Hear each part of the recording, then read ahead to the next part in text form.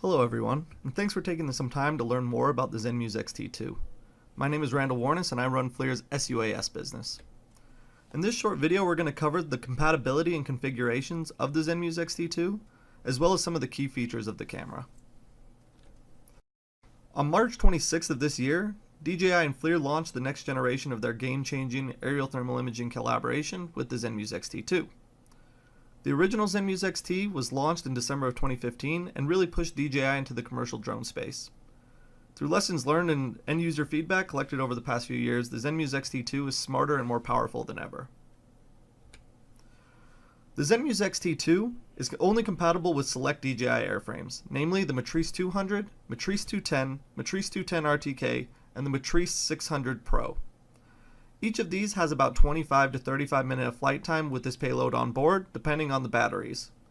This also means that the Zenmuse XT2 is not compatible with the Matrice 100, Inspire 1, Inspire 2, any of the consumer models like the Phantom or the Mavic, the Osmo, or any brand of airframe that is not designed by DJI. There are 12 different combinations of specifications available for the Zenmuse XT2.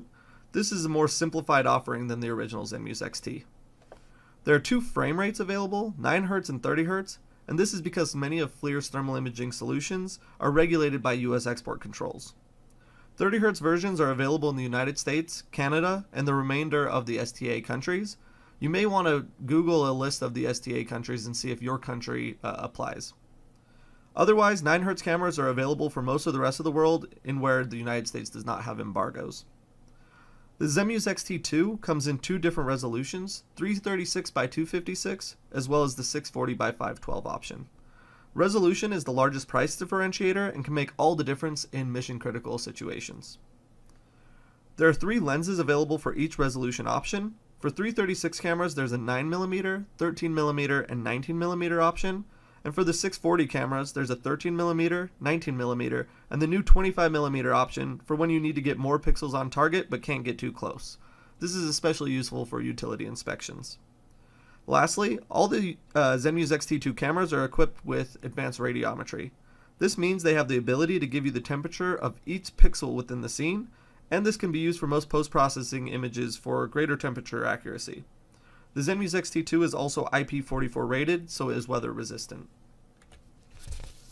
Frame rate is how the images are shown in the video stream each second. So 30Hz cameras show 30 frames per second, whereas 9Hz cameras show 9 frames per second. This means that you can have slightly choppier video or image with the 9Hz version of the camera. This video created by OEM cameras illustrates that difference. Again, the reason for both options are available is that 30Hz cameras are more closely regulated for export controls outside of the United States and Canada. Now, resolution refers to the number of pixels within the image. For a 640 by 512 camera, there are 640 pixels that go horizontally and 512 pixels vertically. This means there are more than 327,000 pixels in a single image.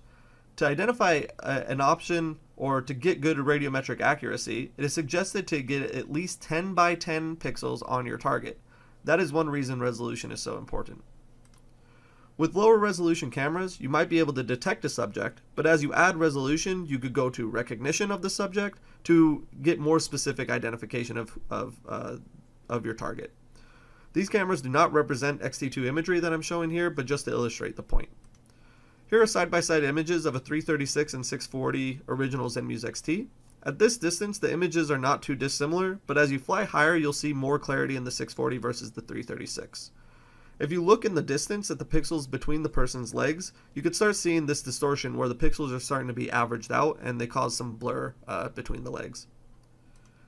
Now, lenses offer different field of views, and that will give you either greater specificity and detail at the expense of seeing more within the scene, or you'll be able to see a larger range around the target but have less of that detail. The larger number on the lens, the more narrow of the scope you're going to see through the lens. So a 9mm represents the widest field of view, so you can see more area within the image, where a 19mm or 25mm is much tighter, but you get a lot more pixels on target. These charts illustrate the pixels and resolutions with different resolutions and lenses at 100 feet above the ground. With 19mm 640 camera, you're seeing about 57 feet from the left side to the right side of the image, whereas, you're seeing from the bottom of the image to the top 46 feet. This is similar to a 9mm 336 camera. However, you'd have nearly 4 times the amount of pixels on a 640 image, giving you much greater detail, and even allowing you to fly higher while still getting enough pixels on your target to detect it. Most users find themselves using either 13 or 19mm lenses on these cameras. Like I mentioned before, all of the Zenmuse XT2 cameras are radiometric, meaning they give you temperature data for each pixel within the scene. There are waves of energy everywhere in the world around us, and what our eyes see is this very small band that we call visible light. What thermal imaging cameras do is take in radiated energy in the infrared band and translate that into something that our eyes can understand. The Zenmuse XT2 is a long-wave infrared camera, and what these cameras do is translate that irradiated energy into a temperature reading. This calculation is radiometry, and putting in the correct inputs as a pilot is more than half the battle to get accurate readings. Along with ambient temperature, background temperature, humidity, and other variables, emissivity is by far the most important input to getting good radiometric accuracy. Everything around you is either absorbing, emitting, or reflecting radiation. The material each object is made of has a different percentage in which the energy is emitted. Things like concrete and brick are quite emissive, whereas things like aluminum or other shiny materials are more reflective.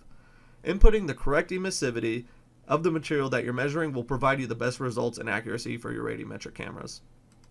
When capturing imagery with your Zenmuse XT2, you'll have 3 choices of file formats that you can use. That's JPEG, radiometric JPEG, and TIFF. The JPEG is an 8-bit image that gives you 256 different shades. These are images that would be used for display only, as they don't retain any radiometric data. For radiometric data, you'd want to use the 14-bit imagery that has over 16,000 shades that could represent a wide range of temperature variations. These will be image types that will be used for post-processing with software like FLIR tools. In FLIR tools, you can go back and change temperature or other radiometric variables like emissivity in post. And you could also see the temperature of every pixel within the image. That is something you can't do with TIFF files, is you can't change those radiometric parameters after the fact. The Zenmuse XT2 also has the ability to record radiometric videos, so you'll have 30 frames per second of imagery that retains that temperature data. However, radiometric video may not be suitable for things like orthomosaics. Now let's talk about some of the features of the Zenmuse XT2. Fundamentally, the camera offers both high-resolution thermal and RGB sensors within the same camera, but with the brilliant engineering of DJI and FLIR, features have been added to give the camera greater ease of use and ability to do the job correctly. Let's take a look at each of these features one by one.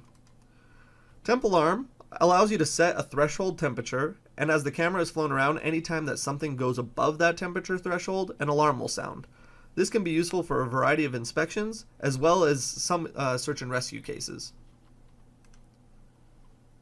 When the heat track option is activated, the camera will stay focused on the hottest object within the scene, and that will allow the pilot to move the drone around and get different angles and perspectives of the target subject, while keeping the subject centered and without having to manipulate the camera manually.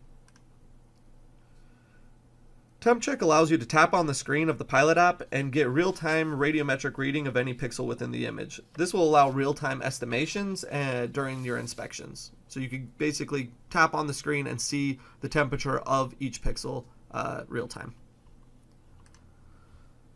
Quick Track is like Follow Me modes that you may have used with Phantoms or Mavic airframes, but in thermal. So when Quick Track is on, you can tap on the subject that you're interested in, and the drone will keep that target locked on within the scene of the image. Isotherms are back with the Zenmuse XT2, and it's a valuable way to highlight subjects of interest. With isotherms, you could set a parameter of temperatures you want to be highlighted, and the camera does the rest. Here are some best practices for setting these temperatures for firefighting and finding people. Keep in mind, isotherms are not always going to make the imagery better, as it could be that your subject is nearly the same temperature as the surrounding area. But under the right circumstances, this is really a game changer for public safety users.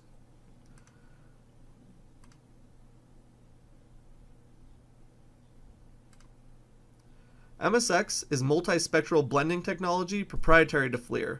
With both RGB and thermal sensors in a single unit, MSX takes the edges of the RGB image and embosses them over the thermal image, giving you more context and detail in a single picture. As you can see here with this propane tank, the thermal image allows you to see the volume level within the tank, but the placards and labels don't give off a different thermal signature. By adding this detail, only seen in the visible spectrum, now you have one image that tells more of the story. Lastly, picture-in-picture mode allows you to view both streams of video simultaneously. This can be toggled back and forth, as well as show the map to make each flight more meaningful and make sure you don't miss a single second of critical data with either of the sensors. These cameras are for sale today and can be purchased as a kit, that means with the airframe and with a license for FLIR Tools Plus from FLIR distributors, or as a standalone camera if you already have an airframe or want to source it separately. For pricing, contact your favorite reseller of drone technology, or you can contact me directly and I'll make sure I take care of you. We'll start shipping the first batch of these cameras in late April and into early May. Thanks again for your time, and hopefully you feel like you know a little bit more about the world of aerial thermal imaging and the awesome capabilities of the Zenmuse XT2. Shoot me an email if you have further questions or feedback. I'll be happy to take care of you. Bye for now.